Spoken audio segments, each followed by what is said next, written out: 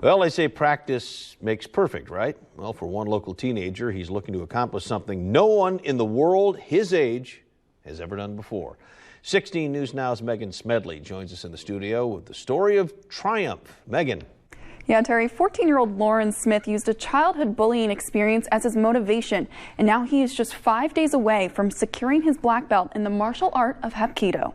The way the odds were stacked against him, he shouldn't really have been able to do all this, so of course he went out and did it anyway. It's a typical morning for Lauren Smith inside of Elkhart Martial Arts, finessing the dozens of kicking, hand, and fall techniques of Hapkido. Hapkido is a unique martial art that was founded in South Korea in the 1960s. Hapkido is an art that depends on, we use our attacker's body against them.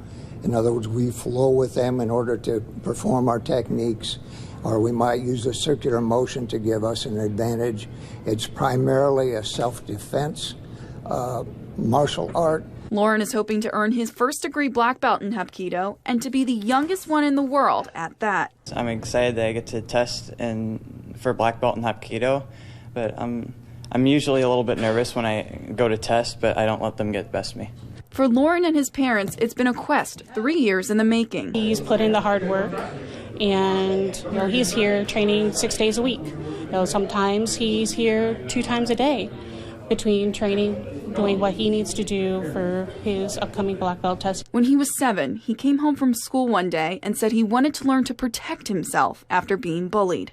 Lauren had been diagnosed with auditory processing disorder when he was 5. It's an auditory form of dyslexia. There's nothing wrong with his ears, it's how his brain processes what he hears. So he turned to martial arts. Lauren not only found his niche, but also his voice. Usually when you're teaching other students, you have to speak loud, and I had trouble saying some of the words and understanding what people are saying, and I could only say vowel sounds at one point.